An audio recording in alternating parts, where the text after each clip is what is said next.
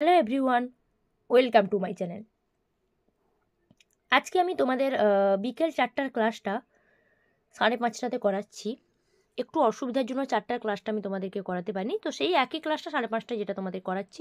তো 5:30টার ক্লাসটা আজকে মিস করে গেলাম, তার জন্য আমি আগে থেকে তোমাদের কাছে সরি বলে নিচ্ছি। তো চলো শুরু করি।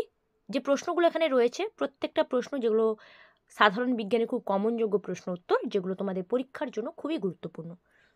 প্রথম প্রশ্ন, ডিহাইড্রোজিনেজ দ্বারা তৈরি হয় বা ডিহাইড্রোজিনেজ প্রক্রিয়ায় প্রস্তুত হয়। সঠিক উত্তর কী হবে দেখে নেব। ফিউমেরিক অ্যাসিড এবং স্যাকসিনিক অ্যাসিড, যেগুলো হচ্ছে ডিহাইড্রোজিনেজ প্রক্রিয়া দ্বারা তৈরি হয়। নেক্সট, কেসোসিনোসিসে সক্ষম ব্যাকটেরিয়া কোনটি? কেসোসিনোসিসে সক্ষম ব্যাকটেরিয়া কোনটি? যে ব্যাকটেরিয়াটা সক্ষম একটি ব্যাকটেরিয়া কেসোসিনোসিসে, কী হবে আনসার? আনসার হচ্ছে তোমার থিওব্যাসিলাস বা ডিসালফোভিত্রিও। ঠিক আছে, থিওব্যাসিলাস ব্যাকটেরিয়া এবং ডিসালফোভিত্রিও, এই দুটো ব্যাকটেরিয়া। নেক্সট, ফুসফুসযুক্ত মাছ কোনটি বা কোন মাছের শরীরে ফুসফুস উপস্থিত? একই প্রশ্ন। ঠিক আছে, ফুসফুসযুক্ত মাছ এবং কোন মাছের ক্ষেত্রে ফুসফুস লক্ষ্য করা যায়, একই প্রশ্ন। আনসার কী হবে? লেপিডোসাইরেন। আনসার হচ্ছে লেপিডোসাইরেন, যেটা হচ্ছে ফুসফুসযুক্ত মাছ, লেপিডোসাইরেন। নেক্সট, কোন স্তন্যপায়ী ডিম পাড়ে? কোন স্তন্যপায়ী প্রাণী ডিম পাড়ে? আগেই বলেছি এই ক্লাসটাতে অপশান নেই, শুধুমাত্র কোশ্চেনের আনসার শেয়ার করব। তো আনসার দেখে নি কী হবে। আনসার হচ্ছে অ্যাকাইনিডা। অ্যাকাইনিডা যেটা একটা স্তন্যপায়ী, ওটা ডিম পাড়ে, স্তন্যপায়ী প্রাণী যেটা ডিম পাড়ে। ঠিক আছে।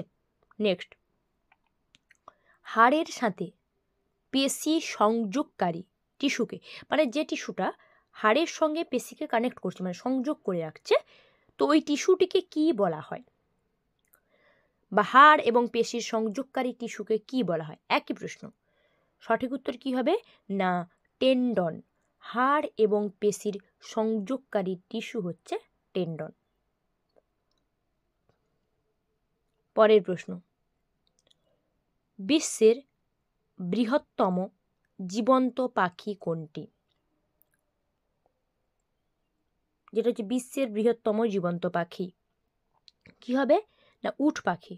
উট পাখি যেটা হচ্ছে বিশ্বের বৃহত্তম জীবন্ত পাখি, উট পাখি। ঠিক আছে। নেক্সট, জাতিসংঘের পরিবেশ কর্মসূচি সদর দপ্তর রয়েছে।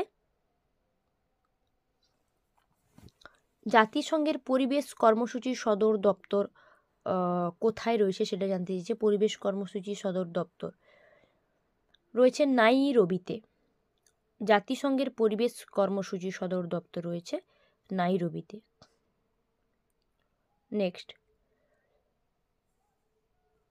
শরীরের সবচেয়ে শক্তিশালী হাড় কোনটি? সবচেয়ে শক্তিশালী হাড় শরীরের কোনটি? কি হবে বলতো?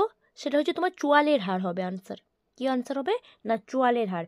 চোয়ালে যে হাড় রয়েছে ওই হাড় হচ্ছে শরীরের সব থেকে শক্তিশালী হাড়, চোয়ালের হাড়। নেক্সট,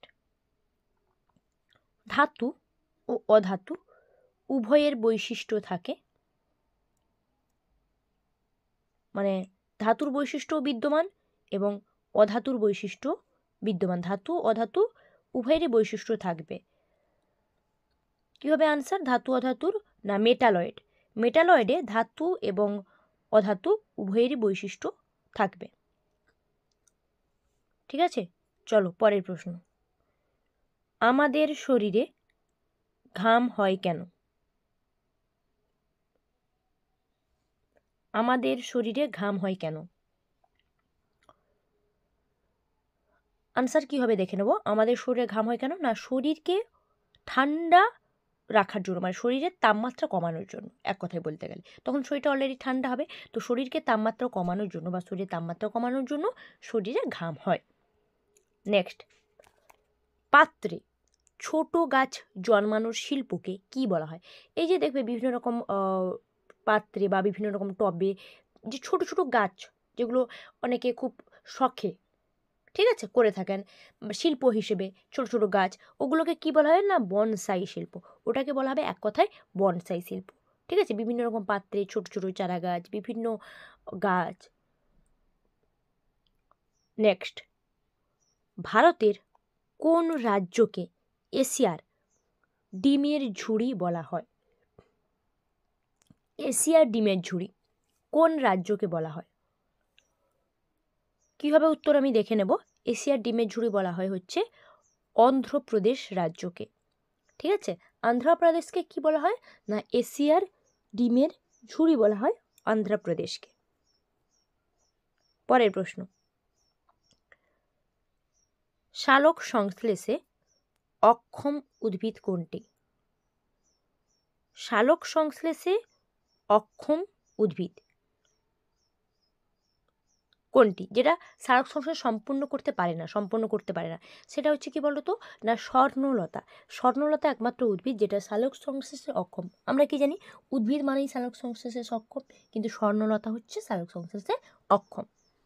নেক্সট, হাঙরের দেহে কোন ধরনের আঁশ দেখা যায়? হাঙরের দেহে আঁশটা, যে আঁশটা আমরা হাঙরের দেহে লক্ষ্য করি, ওই আঁশের ধরনটা কি? কী রকম আঁশ? কোন ধরনের আঁশ লক্ষ্য করা যায়? না উত্তর হচ্ছে প্লাক এড আঁশ। হাঙরের দেহে প্লাক এড আঁশ লক্ষ্য করা যায়। পরের প্রশ্ন যাব, কর্ণছত্রবিহীন স্তন্যপায়ী প্রাণী কোনটি? কর্ণছত্রবিহীন স্তন্যপায়ী প্রাণী কোনটি? যেটা হচ্ছে তোমার স্তন্যপায়ী প্রাণী কিন্তু কর্ণছত্রবিহীন। কী হবে বলো তো আনসার? কমেন্ট করে আমাকে জানাও যে আনসারটা কী হবে। দেখো অপশান তো নেই, বুঝতে পারছি আনসার গেস করতে একটু অসুবিধা হবে। অপশান থাকলে কী হয়, আমাদের আনসার গেস করতে ইজি হয়। তো তবুও আমি বলে দিচ্ছি উত্তর কী হবে। উত্তর হচ্ছে তোমার তিমি, যেটা হচ্ছে কর্ণছত্রবিহীন স্তন্যপায়ী প্রাণী হিসেবে তিমিকেই ধরা হয়ে থাকে। ঠিক আছে, আমি যে প্রশ্নগুলো আলোচনা করলাম, যদি কোনো উত্তর নিয়ে কনফিউশন থাকে অবশ্যই আমাকে কমেন্ট করে জানাও। তার আগে চ্যানেলটিকে অবশ্যই সাবস্ক্রাইব করো, ভিডিওটিতে লাইক করো, কমেন্ট করো এবং শেয়ার করো।